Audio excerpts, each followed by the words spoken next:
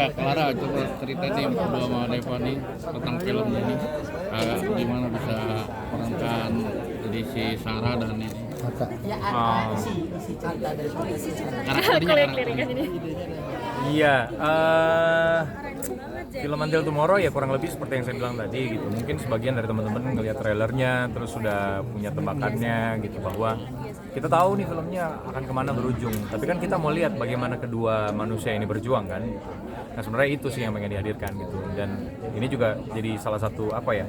Tadinya pas saya ditawari gitu film Until Tomorrow, saya pas lihat kayak aduh sedih banget gitu.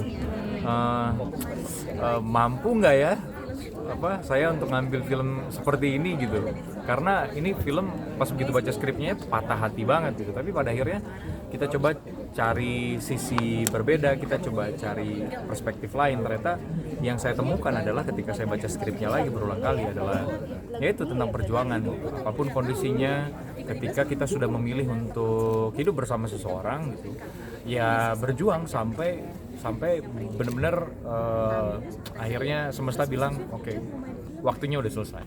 Jadi tentang perjuangan sih, dan di film ini juga tidak melulu seperti yang kita lihat di trailer bahwa ini sedih-sedih mulu gitu. Enggak ya, mereka juga punya fase bahagianya gitu.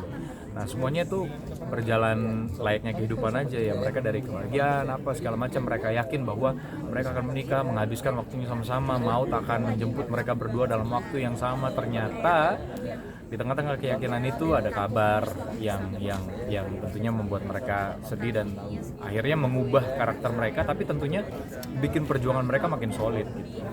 Mungkin ini aku tambahin sedikit sih, selain ini kita mau ngomongin tentang perjuangan juga dan romansnya si Haka sama Sarah, yang mau kita sampaikan juga adalah buat reminder aja sih buat kita untuk lebih menghargai waktu bersama orang yang dicintai.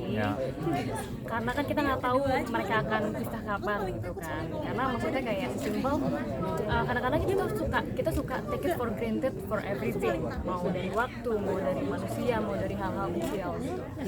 Jadi aku sih berharap film ini tuh bisa mengingatkan kita semua untuk ya itu lebih menghargai dan karena dengan kita punya waktu sehari aja sama orang yang kita cintai itu kayak menurut aku tuh anugerah gitu. Itu yang disampaikan juga di film ini. Ada kesulitan nggak sih perankan Sarah itu? Kalau kesulitan sih yang tadi aku sempat sampaikan juga, karena kan ngebawain karakter Sarah itu nggak bisa sembarangan, karena ini kan terinspirasi diangkat dari kisah nyata. Jadi gimana caranya emang seril mungkin, karena kan Sarah itu kan mewakili perasaan dan kejadian yang nyata. Makanya kan aku sampai yang diskusi sama survivor cancer di luar sana gitu, yang aku nanya gimana tentang perasaan mereka, keluh kesah mereka dan apa yang mau disampaikan. Gimana strugglingnya waktu kemo-kemo gitu kan, dan ternyata yang aku dapatkan adalah bahwa mereka tuh sangat semangat sekali gitu, kayak mereka fighting spiritnya sangat tinggi banget. Dan makanya tadi aku sampaikan tadi juga itu yang menjadi acuan buat karakter Sarah agar hidup lah, maksudnya kayak itu acuan buat menghidupi karakternya Sarah, betapa tegarnya dia berjuang melawan penyakit yang sakit banget itu. Sarah tadi Clara sendiri pernah dikasih dengan masalah nggak sih, sosok Sarah itu seperti apa? Aku pribadi sebenarnya juga belum pernah, karena kan aku lebih concern memang tentang gimana sih menjadi survivor yang sering sendiri kan. Tapi Deva takut dicap sebagai spesialis drama kecintaan? Spesialis drama kecintaan? Enggak, ini film pertama mbak. Nggak masuk drama. Iya drama mulu emang. Dicap sih enggak ya, cuman nggak bisa dipungkiri stereotyping itu terjadi bukan hanya pada pemain-pemain film Indonesia, tapi kan terjadi di dunia gitu. Betapa kita ngecap Tom Cruise hanya main film blockbuster, film anti Academy Award gitu misalnya gitu ya, yang penting duitnya banyak gitu. Cap-cap kayak gitu pasti ada sih, tapi kalau saya sih sebenarnya panggilan utamanya adalah skripnya. Kalau emang saya suka, saya sih nggak ngebeda-bedain genre ya, nggak ngebeda-bedain genre, terus juga temanya, terus juga semangat atau spirit yang mau dibawa sama filmnya itu apa gitu. Saya nggak ngebeda-bedain, yang penting skripnya harus ini dulu, harus manggil dulu. Kalau misalnya saya baca, ada beberapa momen memang ya kalau jujur-jujuran nggak semua tawaran yang masuk saya ambil. Kenapa? Karena gitu, kadang-kadang ada momen dimana ketika kita baca skripnya kita nggak bisa relate pertama, terus kemudian yang kedua kayak ngerasa bahwa untuk menghidupkan karakter ini dibutuhkan terlalu banyak